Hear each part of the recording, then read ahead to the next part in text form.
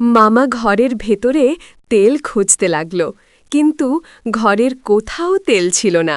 তারপর আমি মামাকে বললাম, মামা, তেল ছাড়া কি অন্য কোনো উপায় নেই? তখন মামা বলল, আরেকটি উপায় আছে। তো বন্ধুরা, আজকের এই ভিডিওতে আপনাদের সত্য ঘটনাটি জানাবো। দয়া করে ভিডিওটি সম্পূর্ণ দেখবেন, তা না হলে কিন্তু ঘটনাটির কিছুই বুঝতে পারবেন না। তো বন্ধুরা, গল্পটি বলার আগে আপনাদের কাছে ছোট্ট একটা রিকোয়েস্ট করব। আপনারা অবশ্যই এই ভিডিওতে একটি লাইক দিবেন এবং এমনি আরও সত্য ঘটনা জানার জন্য অবশ্যই আমাদের চ্যানেলটি সাবস্ক্রাইব করে পাশে থাকা বেল বাটনটি বাজিয়ে দিবেন। আমি বাংলাদেশের রংপুর জেলার একটি ছোট্ট গ্রামে থাকি। আমার নাম সুস্মিতা। আমাদের পরিবারটি খুব ছোট এবং সাধারণ। বাবা একজন ড্রাইভার এবং মা সংসার সামলান। এছাড়াও আমার একটি মামাও রয়েছে। এখন বন্ধুরা, আপনারা হয়তো ভাবতে পারেন, এখানে মামা আসলো কেন? আমার মামা ছোটবেলা থেকেই আমাদের সাথেই থাকেন। বলতে গেলে তিনি আমার বন্ধুর মতোই। তিনি আমার চেয়ে কয়েক বছরের বড়। আমার বয়স এখন ২১ বছর আর আমার মামার বয়স ২৫। তিনি ঢাকায় একটি কোম্পানিতে চাকরি করেন। সাপ্তাহিক ছুটির দিনে, বিশেষ করে শুক্রবারে, তিনি আমাদের গ্রামের বাড়িতে চলে আসেন। আমাদের বাসাতে মাত্র ৩টি ঘর রয়েছে। একটি রুমে আমার বাবা মা থাকেন এবং আরেকটি রুমে আমার কাকা কাকি থাকেন, আর আরেকটি রুমে আমি এবং মামা থাকি। প্রতিবার মামা গ্রামে এলে আমরা দুজন অনেক সময় একসাথে কাটাই। পড়াশোনা, গল্প, আড্ডা কিংবা গ্রামের চারপাশে ঘুরে বেড়ানো, সব কিছুতেই মামা আমার সঙ্গী। আমি ছোট থেকেই মামার খুব কাছের, তাই ওনার সঙ্গে আমার একটা বিশেষ বন্ধন তৈরি হয়েছে। সেই কারণেই যে কোনো সমস্যা হলে আমি প্রথমেই মামার কাছে ছুটি, আর মামাও সবসময় চেষ্টা করে আমাকে সাহায্য করার। একদিন মামা ছুটিতে বাড়ি এলো। সারা দিনের ক্লান্তি নিয়েও আমার সাথে গল্প করতে বসল। হঠাৎই আমার দিকে তাকিয়ে হাসল। কিছুক্ষণ নীরবে তাকিয়ে থেকে বলল, শুনি, তুই তো অনেক বড় হয়ে গেছিস। আগের মতো ছোট্ট মেয়েটা আর নেই। এখন তোকে দেখে গর্ব হয়। তুই সত্যিই অনেক পরিবর্তন আর সুন্দরী হয়েছিস। মামার কথায় আমি একটু লজ্জা পেলাম, আবার ভেতরে ভেতরে আনন্দ হল। তারপর মামা আমাকে জিজ্ঞেস করল, আজ রাতে তুই কোথায় ঘুমাবি? আমি অবাক হয়ে বললাম, আরে মামা, এই প্রশ্ন করার কি আছে? আমরা তো আগের মধ্যেই থাকব। আমি আমার জায়গায় আর তুমি তোমার জায়গায়। মাম আবার হেসে বলল, আমি আসলে সেটা বলিনি সুমি। আমি বলতে চেয়েছিলাম, আমি যখন ছুটিতে আসি তখন তোকে সবসময় মেঝেতে ঘুমাতে হয় আর আমাকে বিছানায় রাখিস। এটা একদম ঠিক না। আমি চাই তুইও আমার মতো আরামে ঘুমাস। তারপর মামা হেসে বলল, আজ থেকে ছুটিতে আসলে আমরা রাতটা একসাথে কাটাবো। কিন্তু এবার নতুন নিয়ম, তুই আর আমি গল্প করতে বসব বিছানায়, আর গল্পের মধ্যেই আমাদের ছোটবেলা আর গ্রামের সব মজার ঘটনা মনে করব। আমি হেসে বললাম, ঠিক আছে মামা, তাহলে রাতটা সত্যি আরও মজাদার হবে। রাতটি শুরু হলো গল্প আর হাসির ছোঁয়ায়। আমরা দুজন ছোটবেলার কৌতুক, স্কুলের দুষ্টুমি আর গ্রামের মজার স্মৃতি নিয়ে গল্প করতে করতে সময়টা অজান্তেই কেটে গেল। মনে হলো এই মুহূর্তগুলোই আমাদের ছুটির দিনগুলোর সবচেয়ে আনন্দদায়ক মুহূর্ত। হঠাৎ মামা একটি প্রশ্ন করল, একটু হেসে বলল, সুমি, তুই কি কখনো কোনো ছেলের সঙ্গে প্রেম করেছিস বা কারোর সঙ্গে ভালো লাগার অনুভূতি পেয়েছিস? আমি একটু লজ্জায় তাকিয়ে রইলাম, কিন্তু মনে হলো মামা শুধু আমার সম্পর্কেই জানতে চাচ্ছে। আমার নিরাপদ ভাবনা আর অনুভূতিগুলো বুঝতে চাচ্ছে। আমি ধীরে ধীরে উত্তর দিলাম, না মামা, এখনও কাউকে নিয়ে এমন কোনো অনুভূতি হয়নি। আমি এখন পড়াশোনা, পরিবারের ওপর মনোযোগ দিতে চাই। আমি একটু লাজুক ভঙ্গিতে হেসে মামাকে বললাম, মামা, তুমি তো আমাকে এত প্রশ্ন করলে, তুমি কি নিজে কোনো মেয়ের সঙ্গে সম্পর্ক করো বা তোমার কি কখনো এরকম কোনো অনুভূতি হয়েছে? মামা আমার দিকে তাকিয়ে হালকা হেসে বলল, না রে, আমি এখনও তেমন কিছুতে যাইনি। আমি এখন নিজের ক্যারিয়ার আর কাজের দিকেই মনোযোগ দিচ্ছি। ঢাকায় ফাঁকি, কাজের ব্যস্ততা থাকে, তাই এসবের সময়ও হয় না। তাছাড়া আমি চাই আমার জীবনটা আগে স্থির হোক, তারপর এসব নিয়ে ভাবব।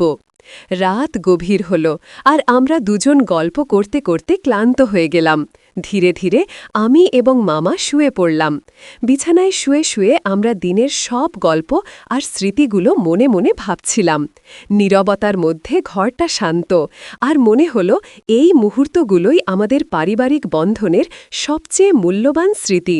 রাতের এই শান্তি যেন আমাদের হৃদয়কে আরও কাছে এনেছে এবং আমাদের সম্পর্ককে আরও মজবুত করেছে। পরদিন সকালে সূর্যের আলো ঘরের ভেতরে ঢুকতে শুরু করল।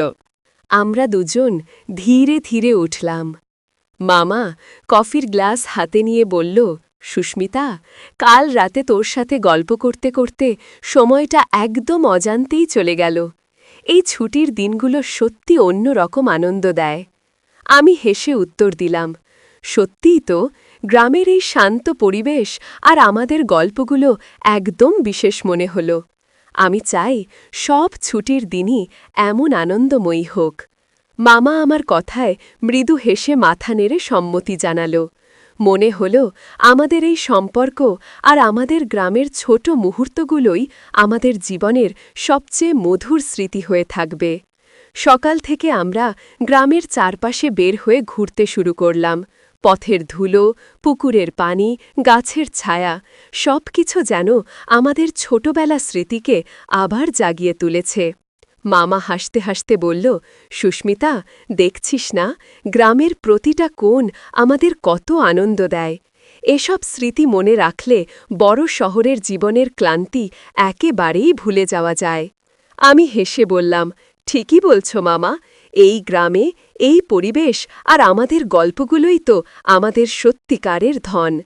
হঠাৎ করে সেই দিনই মামা আমাকে কিছু বলতে চেয়েছিল, কিন্তু ঠিক সেই সময় তার অফিস থেকে একটি কল আসল। কলটি পাওয়ার পর মামাকে দ্রুত যেতে হল। আমি তাকিয়ে থাকলাম। মনে হল ওনার মুখে যা বলতে চেয়েছিল তা ছায়ার মতো অর্ধেকই রয়ে গেছে।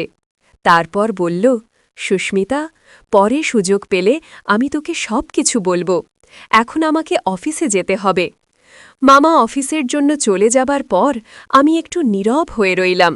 ঘরটা হঠাৎ বেশ ফাঁকা মনে হল, কিন্তু আমি জানতাম যে কিছু মামা বলতে চেয়েছিল সেটা অবশ্যই পরে বলবে।